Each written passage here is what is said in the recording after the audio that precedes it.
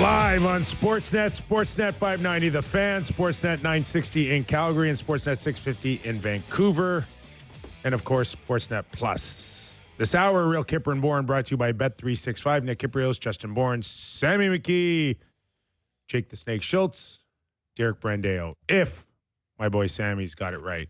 It's Monday, buddy. I'm locked in. Locked in. Locked in. It's not Friday, so. Good weekend. Good Father's Day. Great. Yeah. Didn't do much. Watched golf, hung around, ate food. What else do you want? Got some you, unbelievable Sammy? gifts from the kids at school. Not yet a father. Not yet. Well, I'm a dog dad. Yeah. that counts. Dad. How's Thanks. Louis? He's fantastic. Did he get you anything?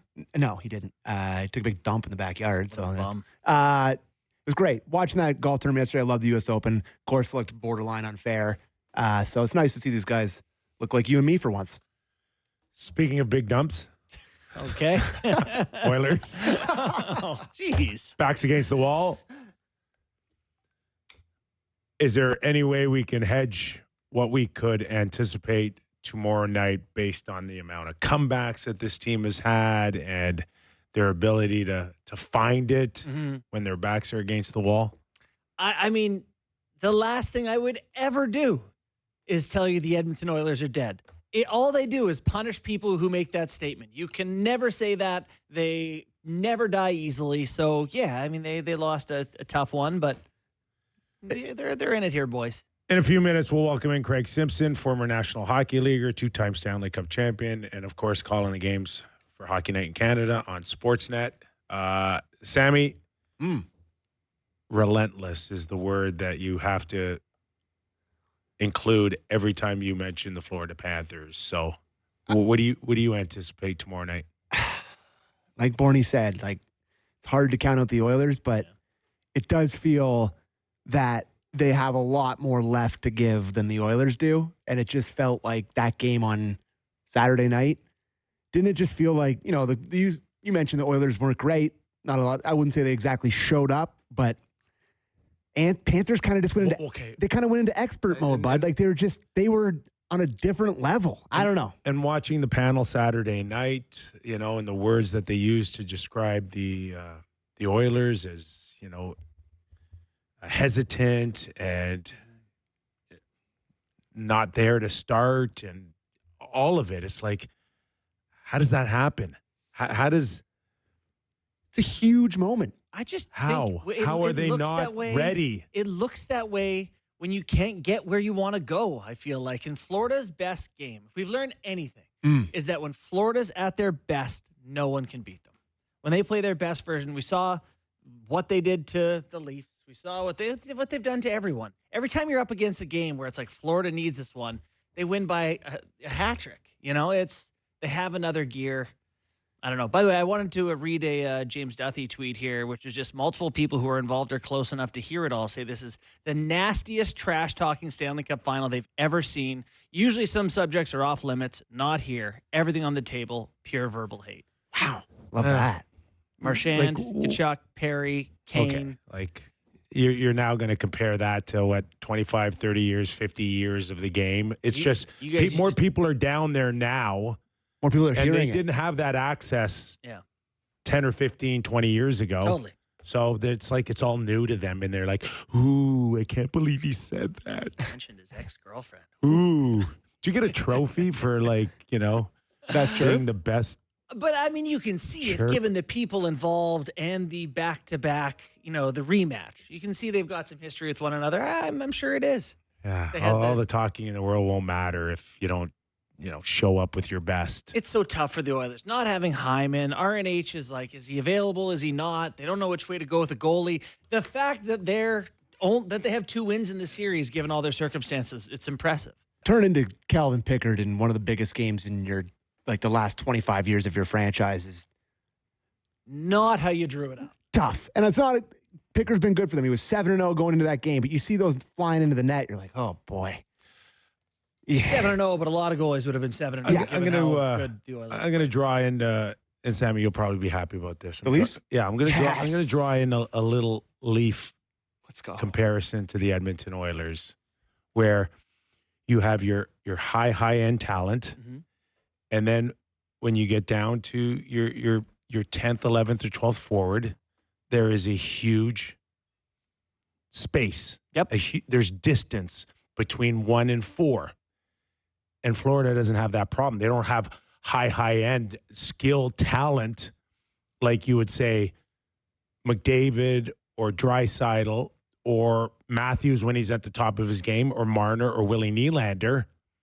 But they don't need them at the complete height of their game because there isn't much distance between 1 and 4 in the way they play. Well, particularly 1 and 3, like you're talking about the Leafs and what they spend on their third line, and it's like, who do you got? McMahon, Domi, who Pacioretty mixed in there times. Combined probably makes $6 million. What's Lundell make? Maybe 5 himself. What's Marchand 5 make? for like 3 more years. And Marchand makes 6. Yes. And Luosterainen makes 2.5, 3. Yeah, my point is they have money to spend because they're not spending as much at the top, farther down the lineup, but all of a sudden we're deeper. It's just spending it on the right guys. To me, it's not okay. You're just better because you've been better with your salary cap. They're just getting better players at the end. Listen, they're picking out of a pool of better players, and they've done great. They've picked the right guys, but certainly they're not shopping at Big Lots or wherever the Leafs are shopping. That's an American chain, and it's Never not heard- good. never heard of it. Lundell was a exactly. draft choice.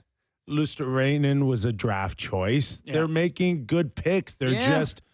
That's got nothing to do with money. But That's it just does, having. because the Lightning make good picks too, but they have to trade Yanni Gord and Killorn and all those guys because they can't afford to keep them because they have to pay top end guys.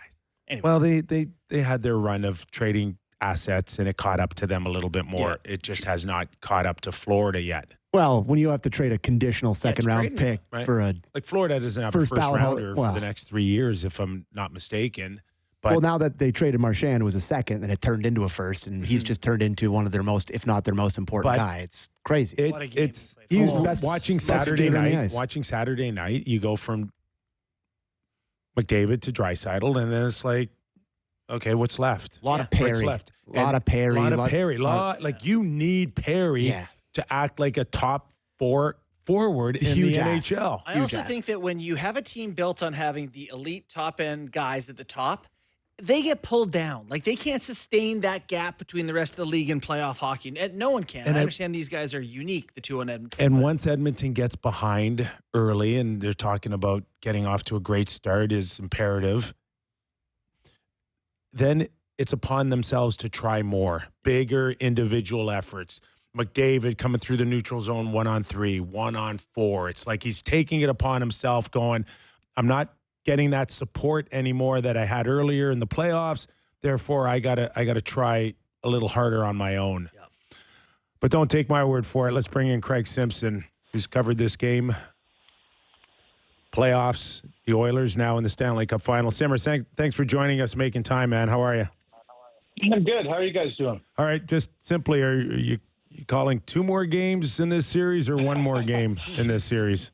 Well, if you want the drama that we've had for the last 2 Stanley Cups, of course we got to go back. I got to go back to Edmonton anyway, so we might as well be doing it with a Game 7. And you know what? It's been kind of a wild series and one that's had a few twists and turns, but it wouldn't surprise me at all if we find a way to get ourselves back and have another classic Game 7 for back-to-back seasons. It would be something. Simmer, correct me if I'm seeing this series wrong, but it looks to me like Florida kind of has their perfect team game going on. We know that they were up in the game that they lost. I believe it was Game 4 there. But by and large have been pretty good, and things are going by design. The Oilers, no Hyman, no RNH, not sure what's up with their goalie. They seem to be spinning their wheels a little bit here. Is that how it feels to you calling these games? Well, you're playing catch up, you know, just despite the fact that you win Game 1 and you feel like you got an opportunity to take control. The magic of Game 4 and coming back, you know, down 3 was something. And I mean, that is kind of what the storyline for the Oilers team has been, a team that believes in itself, has been a great comeback team all throughout the playoffs. But when you got into Game 5 and you're down 3-0 again, I just think there was no feeling that anything magical was going to happen there. And quite frankly, as you're saying, Florida had their, you know, if you check the box of their perfect style game, I thought they played it in Game 5. I thought they really just, after securing that lead and then adding to it to make it 2-0, they just didn't give you anything. And that's Florida Panthers hockey when they're playing at their best. They continue to pressure even when they're up 4-1. Not only do they continue to pressure, but they are so tight defensively when they're on their game that I heard Nick just before it came on saying about Connor having to go 1-on-3 or 1-on-4, and they're just, your opponent so well by the time you get to Game 5. You know the individuals and how you have to play against them and treat them defensively. And quite frankly, Game 5 was Florida's best, in my opinion, overall, with the style of play that they want to play and where they're really successful at. Simmer, where are we between giving Florida all the credit in the world and the general feeling after Game 5 was the Oilers came out flat? And is there any excuse whatsoever in a second crack at a Stanley Cup that you would be at home and come out flat? Yeah, that was probably the most surprising, and it was interesting. I know it was a quick turnaround, so with the 1 day in between, just the way that the schedule went, that was going to be a challenging game, I thought. But I also felt, listening to Chris Knobloch in between games, he talked about urgency, and they didn't have it in Game 4, but they got it when they got that first power play goal, and now all of a sudden we're down 3-1.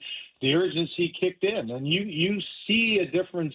Well, in any team, but when you've got the top guys and then the complementary guys feed off the energy of the top guys, that urgency was there. It was there in Game 4. It was a task to win that game, and it was shocking. I mean, he even said we have to come out in Game 5 with that same urgency, and Nick, I agree with you. You know how these playoff journeys go. You sometimes can't explain why you just don't quite have it. And maybe you're just a little bit of nerves. Maybe there's fatigue. Maybe there's doubt. I don't know. But it was clear when something, didn't go their way early on. They did have, I think, a pretty good start. But that face-off goal from center ice just changed everything. And it went to Florida's legs. It took Edmonton's out. I don't think they had a shot in the last 11 minutes of period 1 in Game 5. And it's kind of unexplainable. And, those are the things that as a team you have to try to dig in and address and find out, what do we need to do differently? How do we need to think differently going into this Game 6?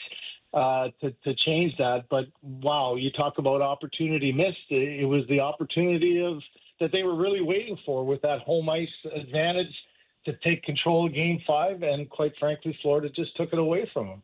The face-off goal, the Marchand off the face-off, obviously Podkolzin gets a lot of heat for just a slow reaction off. But then there's Ekholm, who's on his off side. Was that a bigger factor than we were making it out to be, or is that just the second guy that got caught flat-footed or changing feet at the wrong time? Yeah, it compounds the problem, right? Like you make one mistake, and then the second layer makes a second mistake. That's what can happen. Good players, and listen, Brad made a great move.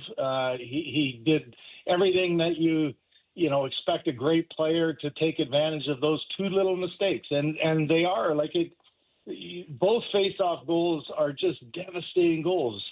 Center ice, I said on the broadcast, when you drop, rarely do you drop the puck at center ice, right? You do it at the start of the game after a goal. And start of the game, guys are into it and they're focused, and maybe the attention to detail is because you're ready to get started. And so you don't maybe have a lapse like that if you're a veteran guy. Podkolzin, it was just, this is a face-off, and I'm not worried about a guy jumping by me like he would be in the defensive zone. And that little lapse, a veteran guy who's having a hell of a series took advantage of it. And I do think being on his offside hurt Ekholm a little bit. I also think Ekholm's played 6 games since, basically being ruled out of coming back at all. And 3 of those in overtime. All of a sudden, he's playing over 25 minutes. And, Nick, when you come back from injury, I've lived it too. you can get by on adrenaline for like the first maybe 2 games, maybe 3. You get 2 weeks into that and you've playing in the Stanley Cup Final and you've had 3 long overtimes. Sometimes the engine just can't get going. And I think a little bit for Ekholm, you're seeing a bit of that now, getting overly taxed at a time when, he made good, played 15 minutes in his first game, and then all of a sudden you're in that 27, 28 minutes because of the overtimes. And that's one little lapse. But, man, good teams make you pay for those lapses. So we're talking about that goal off the face-off on Podkolzin, maybe on Ekholm, but like Marchand, my God, Simmer, like that cut to the inside, the trapping of the stick of Ekholm. I thought he was slow, right? Yeah, wasn't he supposed to be slow? He's been unbelievable. Exactly. I mean, that one is so good. Obviously, the other one, and 2 just beautiful goals. So we see players in the playoffs at random times have great series who aren't necessarily great players. I don't know, Ville Leno, Fernando Pisani, whoever you want to chalk that up to. Is this still Marchand's level? Do you believe this is sustainable? Like he's still an elite offensive force at his age? Well, I can guarantee you that he can't play that way for 82 regular season games. Right. Like you get to 38 next year and you're going, I can't do it. I said on the broadcast, I think after his second goal, and I agree with you, Justin, like that the skill of protecting the puck without having the puck on your stick is really an exceptional talent. And that was just beautiful, putting it to an area, slapping the stick of Wallman, jumping around behind him, keeping his legs moving, protecting, like all those little things you can't teach. It has to be an instinctive play. And I just think that, said in the broadcast, every Stanley Cup team loses guys. So when you get back the next year, you try to bring in guys who either have never won and are good young players. Like for me, as a 20-year-old coming into Edmonton in my 3rd year in the league, you're in the Stanley Cup playoffs. Now all of a sudden you're in the finals. The older guys love having somebody who is experiencing it for the first time and has that drive, like this is what I've been dreaming about my whole life. It adds energy to guys who have been there before and have done it. But it also can be a guy at the end of the road and who has won before, who knows what it's take. He's lost before, so he knows what that feels like too, which quite frankly is important as well. You know what you didn't do the 2 times that you lost, or the little thing that made a difference that changed the series. And you had a guy like that, and that's what you're seeing from Brad, that's going, this is my chance. And do I think he can play this well for 82? No, but man, he has looked like he's got an extra step. He's looked like he knows that this might be his last chance ever in his life as a hockey player to win the Stanley Cup, and good for him. Like he's playing like it. And it also then brings energy to the guys who have won it last year too, going, oh my God, we got to win it for him too. Like that's why GMs do those kind of things. Either a younger player that has the spark. For us, it was, Adam Graves, Joe Murphy, Peter Klima coming in, guys who had never been there before in 1990. And they did give us a spark too. Some of the guys who had won 4 Stanley Cups are like, let's win for those guys. It's even more valuable when you got a 1,000-point guy who's played, he played 175 playoff games, and you go, let's go win it for him. And it's just been a perfect marriage, hasn't it? And he's been, originally you're thinking it could be Bennett as the Conn Smythe, it could be Bobrovsky, but all of a sudden you're looking at Marchand. He got 6 goals in the Stanley Cup playoffs in the Stanley Cup final in 5 games. Like, how much more impact could you have as a player going into that role? Not much better. You're listening to Craig Simpson, 2-time Stanley Cup champion, Hockey Night in Canada analyst, which brings me to my next question on a guy like Sam Bennett. And, to your point a little bit, and Simmer, we may have 20, 22 teams that have to play 82 games as if everyone will decide whether or not they go to the playoffs. Florida was not one of them. So could a guy like Bennett just pick and choose his spots over 82 games? Because, Justin and I have had a few conversations, weeks ago, maybe even a month ago, going, and Justin said it, I'm not paying $8 or $9 million for this guy to go score 50 points. But is he really a 50-point guy, or is he better than that? Because he is looking like he is a legit top guy and Mr. Everything right now, and we didn't really get to see that over 82 games. Is that just a guy just finding reason to not bring it every night in the regular season? No, I don't think it's not bring it every night. It's what's your role. So I don't think there's any team, and here's the danger of paying a guy more money than you should, and then coming in with the expectations, he's going to be a first-line center or second-line center. Well, Sam Bennett's not a first-line center. He is a good second-line center. On a really good team, he's an amazing third-line center. Like if you had, I'll just look at Edmonton. If you had McDavid as the top, Draisaitl as the second, Bennett as a third, you're going, oh my gosh! But that's the spoils of riches. But I think that he's not an instinctively over-offensive guy. But you know what it's like in playoff time when it gets tighter, it gets tougher to find open ice. There are guys they play that way all throughout the regular season, but they don't have that maybe explosiveness that can break a game open in game 47 and go on a 12-game point streak where all of a sudden you're a 75-point guy or an 80-point guy as opposed to a 50-point, 25-goal guy. But when the playoffs come, your game is so suited to that. Like I always said, not to focus on myself, but I would not be a guy in the regular season that's going to break a game open. I can't skate very well. And but when the game gets tighter, that's my comfort zone. Like it's all of a sudden the game is the way that I'd liked it to be played. You win a battle out of the corner, you battle in front of the net, you tip one in, you get a rebound, you get kick out for a one-timer. That's Sam Bennett's game. He can play that game throughout 82, but you're never really going to get the numbers. But all of a sudden in what are they at now, 22-game span, you are just playing your game, and it's not uncomfortable for you. If anything, it's uncomfortable for your opponent, and you flourish in it. Now all of a sudden you stand out because the game is played in that very different way than, as you guys both know, Game 0 to 82, there aren't a whole lot of games that are similar to this, right? The attention to how you have to play, and you got to win this battle. I've got to win a battle against the same guy each and every night, or the same 2 or 3 guys that I'm going to play against. And I get a comfort zone because that's what I love. Like that's part of what Sam Bennett focuses on in how he can be effective. So in a 20, either 3 or 4 games that they're going to play here, it's so suited to the style of game that he has. And you can get on that kind of role that he has now, and he's always going to get a chance. And so I think the danger is overpaying and all of a sudden saying Sam Bennett's going to be our number 1 center. I think he would struggle. I think he wouldn't like that feeling. I think he's totally comfortable in the role that he has during the regular season. And as you can see now for back-to-back or I guess 3 in a row now, but he was effective last year as well in the final. But this year he's taken it to another level. You know, that I think that's not the danger you have of overpaying a guy like that. But if I'm Sam, I go like, I know my role, I'm comfortable with it, and he is flourishing right now and finds a way to be productive each and every night. Simmer, before we let you go, we'd be remiss if we didn't ask about the goaltending situation for the Oilers. What factors do you think they're considering most while making their decision about who to put in the net in Game 6? I don't know anything on that, but for me, it's got to be Stuart Skinner. I just think I understand why you went with Pickard. I felt Pickard was okay, but you know, you'd be kicking yourself as a coaching staff going, you know, we maybe should have gone back to Skinner.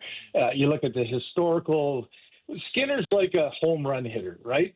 You go on a blast where you're getting dingers every night and then you strike out. Like he is either a home run or a strikeout. And it's been that in the playoffs. You know, he had 1 goal against in 5 of 6 games for a stretch during the Dallas series. Last year, he went 14 straight games with 2 goals against or less and went 14-0. Like, that's a streaky guy.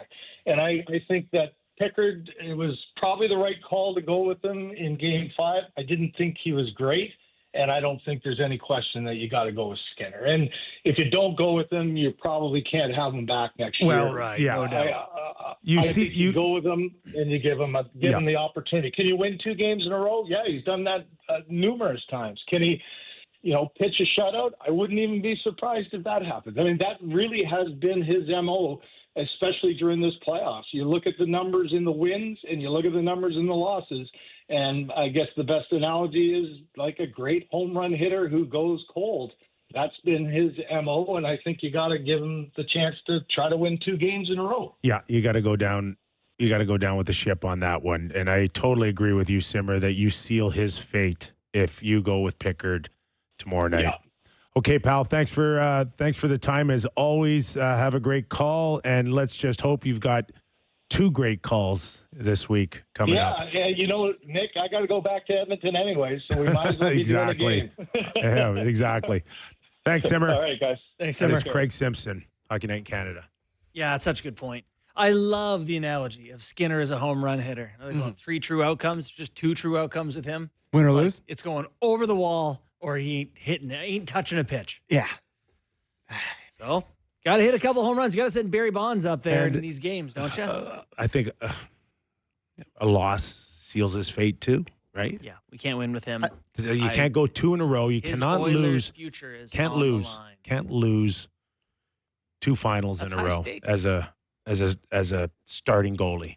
Borny and I talked about this on Friday, though, Kipper. Like, even if he wins these next 2 games, if they win the cup, like, do you have to consider getting another guy too? Like, You're like, we had to go to Calvin Pickard in the Stanley Cup Final. Are like we we've sure had he's our how guy? many times have they had to If they pull him? win, I know those, but like you Really don't, good problem to have. for sure. But don't you need another option? Like, these playoffs are such a roller coaster Yeah. ride with these 2 goalies every year. But you don't have to make that one in August No, or of September course or not. Christmas. You can take it But I'm for just saying- 60 games. top UFA is Jake Allen. This is a Samsonov, Ilya Samsonov. it's just a high. They would continue the former Leafs thing. It's just a high stress situation at all times. Like, when you're asking who you're starting in net in Game 6 And they're both of healthy. the Stanley Cup Final, it's like, holy, you're good. I just think that while the focus will for sure be on goaltending as much as anything else, they just got some cleaning up to do in front of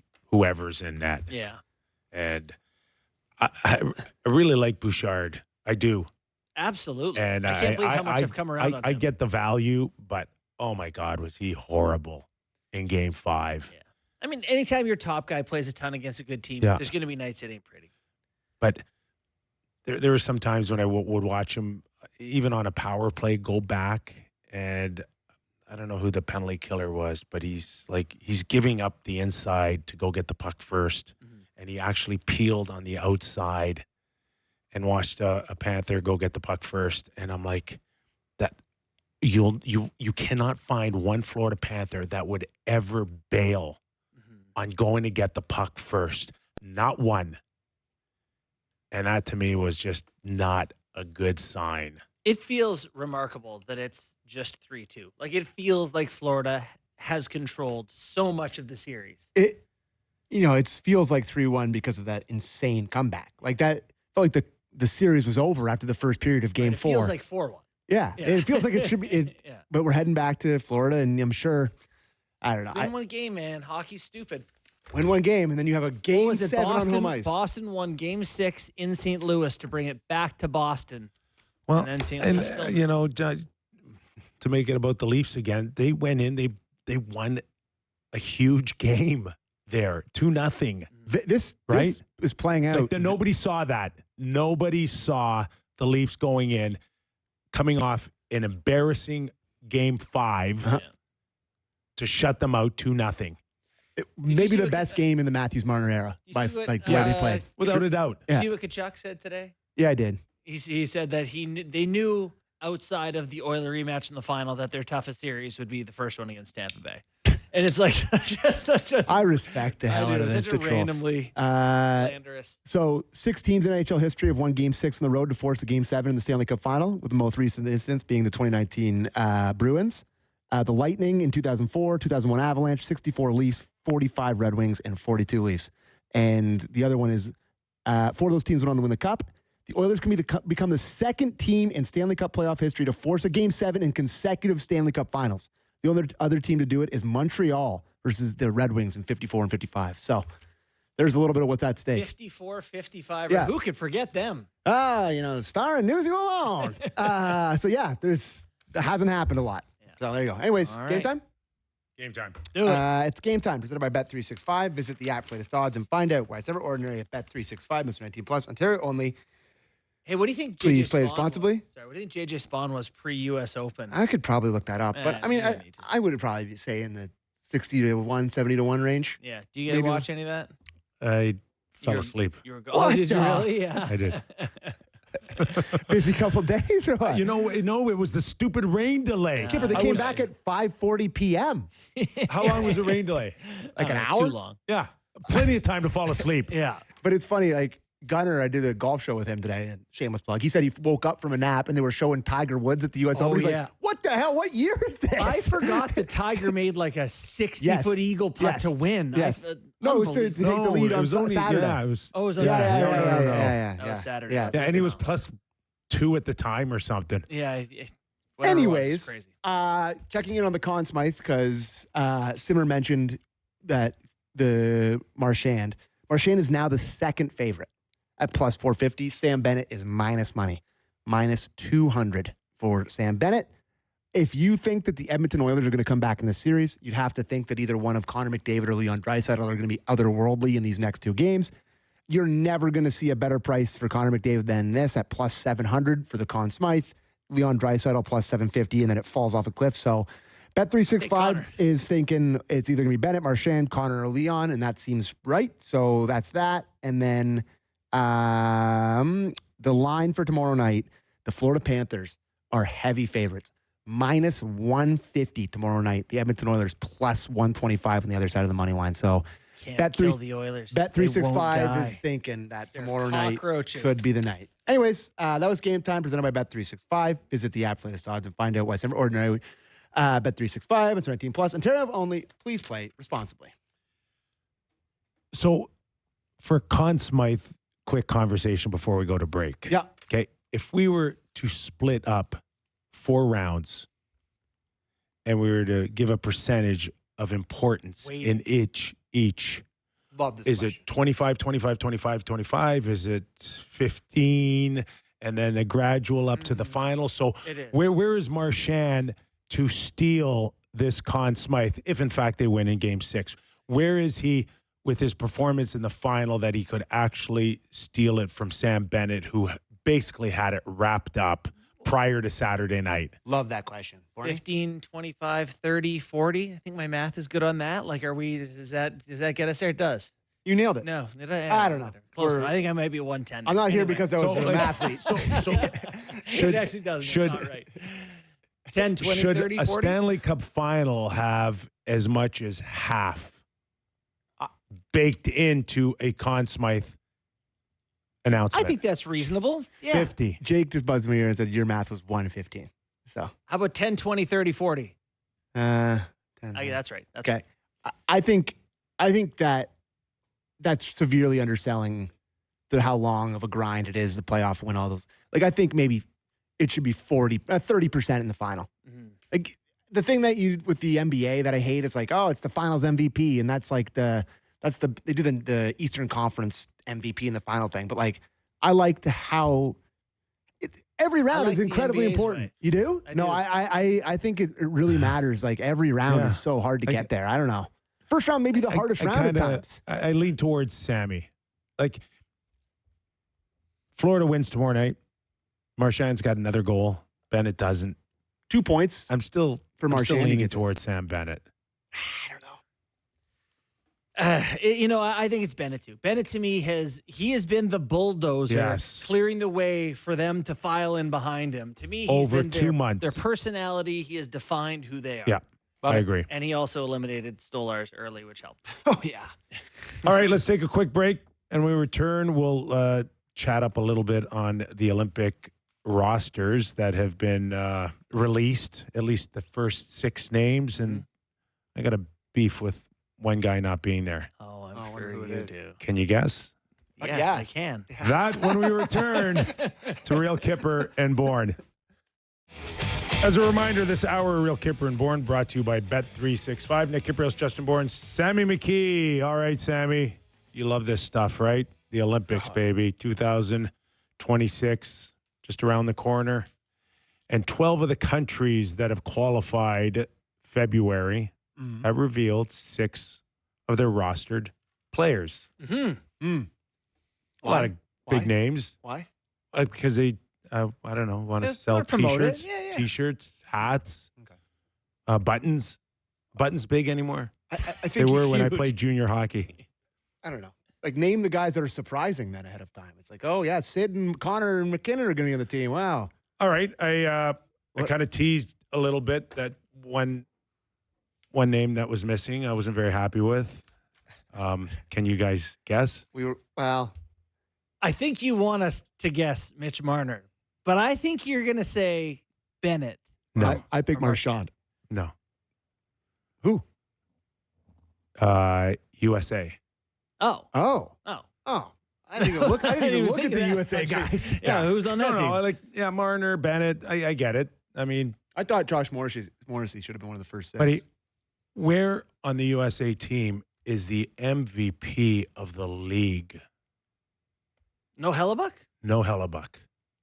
Oh, there we go. Oh, thank you. Eichel, Quinn Hughes, Matthews, McAvoy, Brady Tkachuk. What kind of message are we sending that you're McAvoy? Where That's you're insane, actually. MVP of the National Hockey League, your best player all season long, the most valuable guy in the league, can't make the USA top 6. Doing? This is why you make the big bucks, buddy. I never even thought of it. What kind of statement is Bill Guerin making? Ridiculous. Is it Bill Guerin? We Yeah, I got would 12 imagine. teams that have 5 goalies named. 5.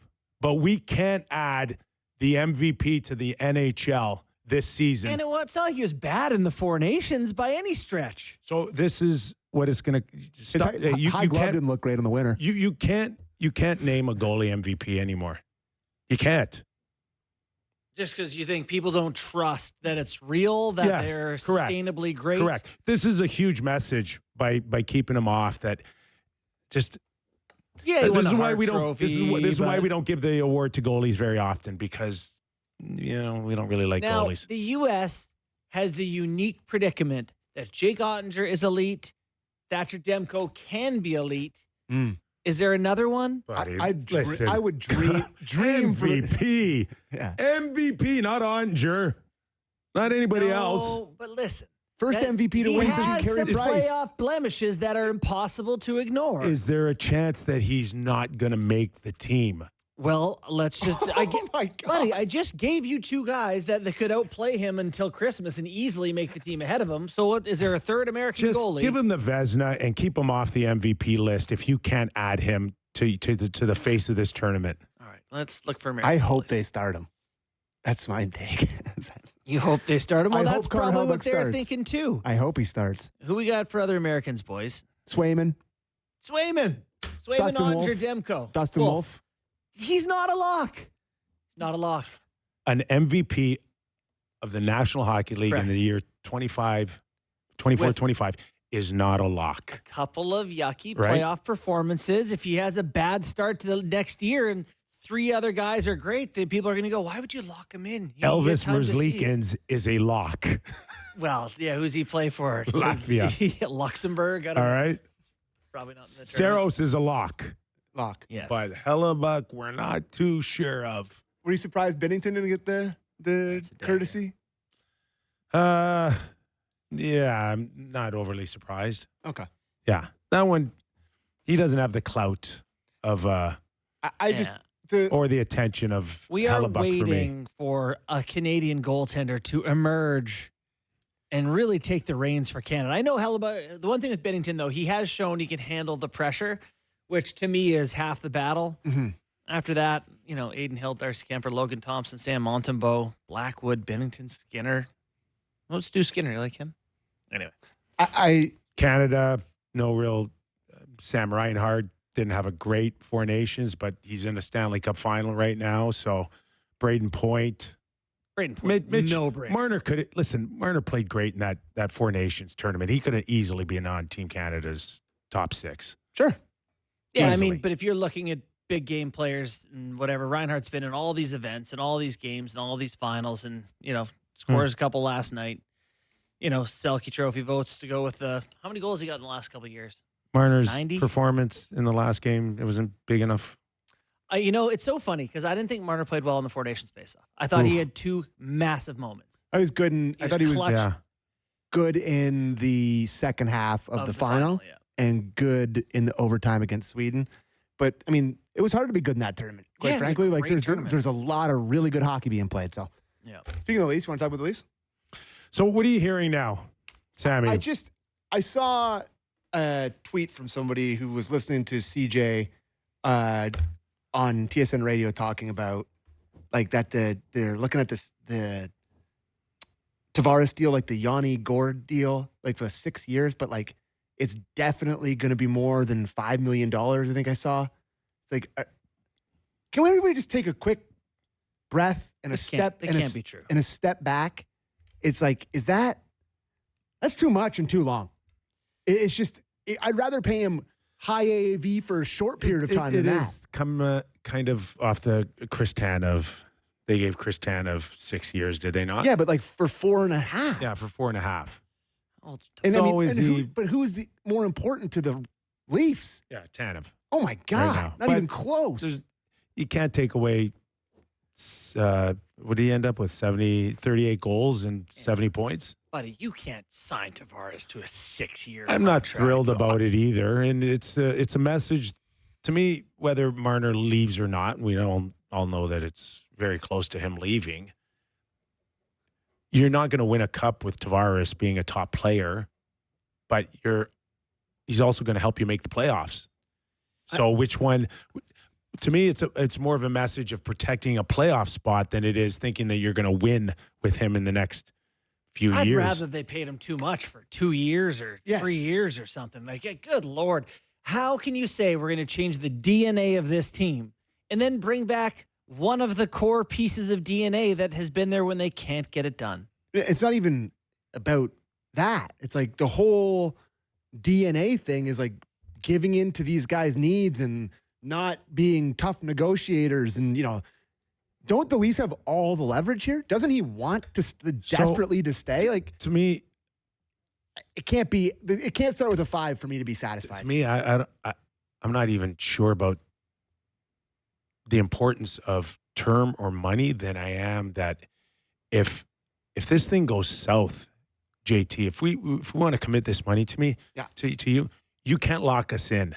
If this thing goes sour next year, you need to be tradable. I need 10 teams on the list. And if you want to play until you're 38 or 39, earn it.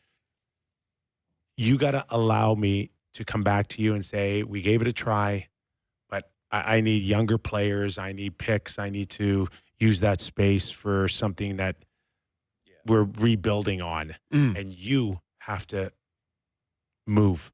Are you willing to do that?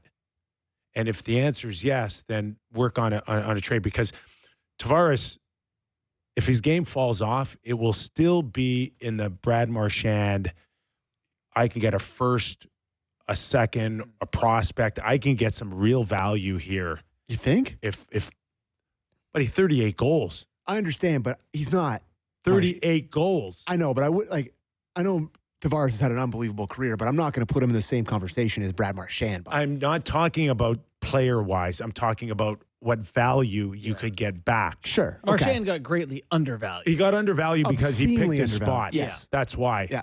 And Tavares may pick a spot too, and maybe that could force a lesser of a... All I'm saying is that you better be willing to forget about a no move, or we're not going through that again. Yeah. That's all. I like your idea of like, hey, we'll do 10 teams for you or something. You can pick it pretty narrow here, but we'll start the season off. We'll see how it goes, and after that, if I got to move you, you gotta be able to give me some teams to move you. We didn't have you on Friday when we talked about the Andy Strickland thing that Marner is 100% not coming back. He's not coming back, and people had different feelings on that. Yeah, I think more than anything, it's just people reading the tea leaves. Mm-hmm. So I mean, is it definitive? Did the Marner camp go to the Leafs and say, we're not coming back? Did the Leafs go to Marner's camp and say, we don't want you back? No, they did not. Yeah. Like Elliott on his 32 Thoughts said that the Leafs tried to talk to Marner. Marner's camp has not engaged with them. And he said, I think we know where this is headed. He's going to hit the market, going to pick a team. Yeah. He's not coming back to Toronto. And listen, I don't think that they were ever clear on their intentions. No free agent is. Right? Like Tavares with the Islanders. You kind of, you fudge it. You lie a little bit in the media, or you just, I love it here, or, whatever. But you just do whatever you have to at the time to kind of move on so people can kind of forget. And they did for the most part. They did until it leaked that the Leafs and tried desperately to go to Carolina on trade deadline day when his wife's expecting in a month. And it's like, nice try, guys, but you had a... Do they also try to do Vegas, though? Wasn't that a thing? No, not really. Yeah. No. Like a three-way thing? Well, there was some talk about Theodore, but it was never... Was that last year? That was last summer. Yeah. I thought there was something with it in the trade deadline that they... that Vegas was part of a three-way thing or something at the end of the... Anyways. No, I think it was really clear that once Marner's no move kicked in, it was gonna take him right to July 1st. Last Leafs question. There's a lot of smoke. I saw you write about it in the Toronto Star. Maybe you guys talked about it the day I was off, but Marchand to the Leafs, I'm watching him dominate. Do you think that can happen? Everything I've heard is that they're if Bennett and Marchand are in the same ballpark at 8+, you're going to go to the younger Bennett. You'd rather have Bennett for sure. It's right? Close. Bennett's the priority. If it's an option, Bennett, 100%. 100%. Agree. And, Totally and agree. I believe Bennett wants to stay. Yeah. So I think it's just a matter of finding that sweet spot. But Marchand and Elliott talked to him, and he said, I'm open to anything and anyone. He's going to get his money. He's not apologizing for saying money's important here. So well, I mean, that's where the Leafs can overpay here a little bit and have vision, I think, for the next year anyways, 2 years of him grooming Austin Matthews, who desperately needs help in leadership. Nyes, too. Nyes, Easton, Cowan.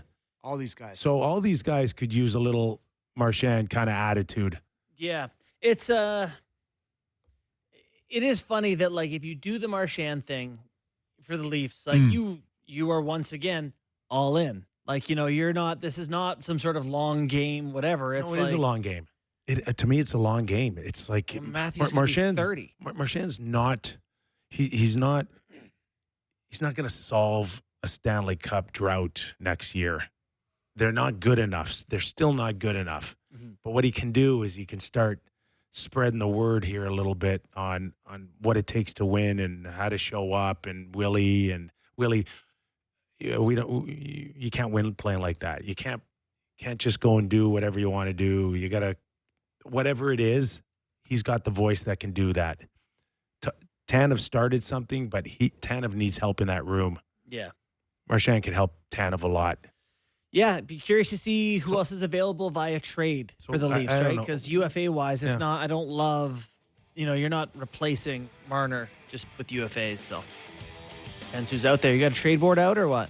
It's I think in a couple days. Okay. Well, we're going to wait for the Stanley Cup Final, I think. You don't want to overshadow it with Kipper's trade board, so. No, you got to. Gary put in a call to Sportsnet. He's like, Kipper can't put that out right now.